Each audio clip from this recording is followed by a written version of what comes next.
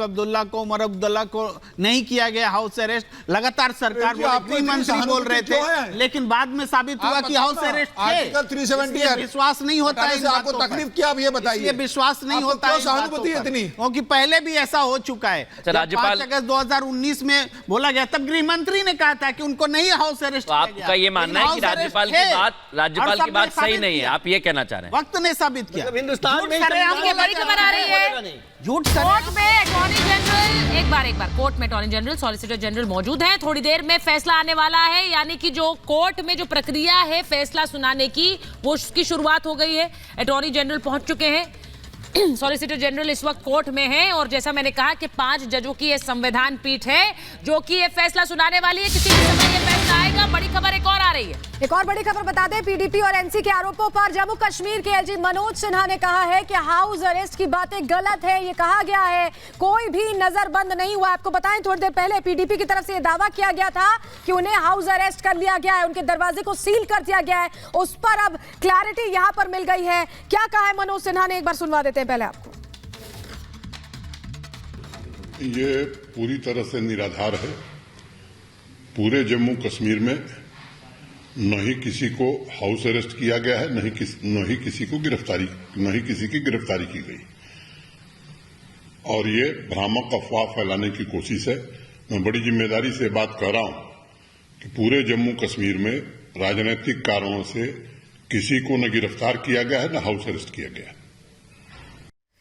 तो मुझे तो ऐसा लग रहा है एक बड़ी क्लियर बात है समीर जी कि ये 370 का जो फैसला है वो एक तरह से फिर से संजीवनी फूंक रहा है उन नेताओं के राजनीतिक जीवन में जो बिल्कुल हाशिए पर है एक तरह से।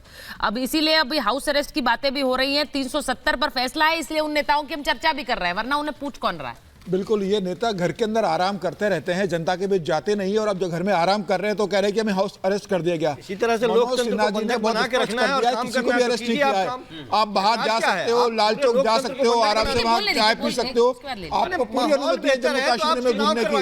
लेकिन अब इनकी राजनीति खत्म हो चुकी है।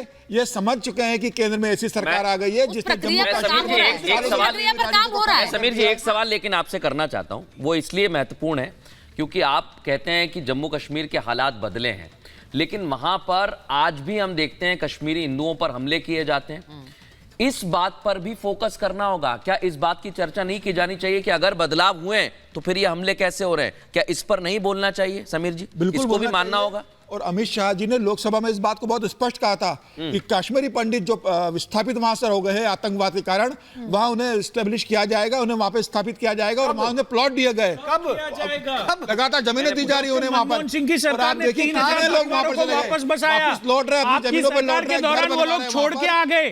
और परिसीमन के बाद आप देखिए उनके लिए सीट आरक्षित की गई है। परिसीमन के अंदर पीओके से जो ऑक्युपाइड है उसमें से 2 सीट की है, और विस्थापित लोगों के लिए भी 2 सीट इसके अंदर रिजर्व की गई है। मुझे लग रहा है कि अब जम्मू कश्मीर असली स्वर्ग बनने की ओर जा रहा है। प्रधानमंत्री मोदी लगातार वहां विकास के काम कर रहे हैं। एलजी मनोज सिन्हा वहां विकास के काम को देख रहे हैं। मुझे लग रहा है जम्मू कश्मीर अब भारत के सभी लोग वहां जाकर रह सकते हैं। एक दर्शकों को लंबे भाषण जानकारी दे दे कि वकील जो है इंतजार कर रहे हैं। दुष्यंत जी एक तस्वीर भी बताते चले, इंतजार किया जा रहा है, सिर्फ बेंच कुछ देर में आने वाली है सुचरिता, और ये तस्वीर बताने के लिए काफी है कि किसी भी वक्त बेंच यहां पर आएगी और फैसला सुनाया जाएगा।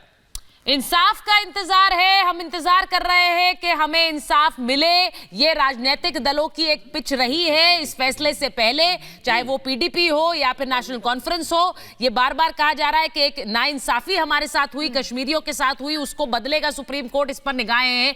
लेकिन सुप्रीम कोर्ट इसमें बहुत सी चीजों को ध्यान में रखते हुए फैसला देगा।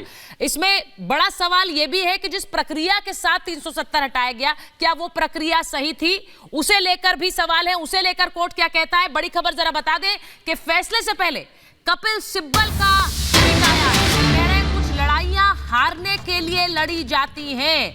अब उनका ये स्टेटमेंट आज फैसले से पहले, जैसा मैंने पहले कहा कि बहुत कुछ कहता है, लेकिन क्या हार मान ली है उन्होंने? उन्हें पता है कि ये 370 को निरस्त करने का जो फैसला है उसके खिलाफ कोर्ट नहीं जा रहा है। इस तरह की बयानबाजी क्यों? क्योंकि फैसले से पहले इस तरह का बयान है तो बहुत से और सवाल उठेंगे। ये एक तरह से उस बेंच पर भी क्या सवाल है जो आज फैसला सुनाने वाला है? सवाल तो ये भी उठेंगे प्रेम कुमार जी। उसमें और भी आगे उन्होंने ट्वीट में कहा है, हाँ। और ये कहा है कि इतिहास कई चीजों को सही और गलत बताता है, जो भी और इस पर बहस आगे भी होती रहेगी। तो ये एक विद्वत्तापूर्ण एक वकील की भावना बस है, और मुझे इससे बहुत ज़्यादा नहीं लगता है फैसले के बाद वो क्या टिप्पणी करते हैं, फैसला क्या आता है, ये महत्वपूर्ण है। और वो सबसे है कि 370 इम्पोर्टेंट इसलिए है क्योंकि कपिल सिब्बल ने इस पूरे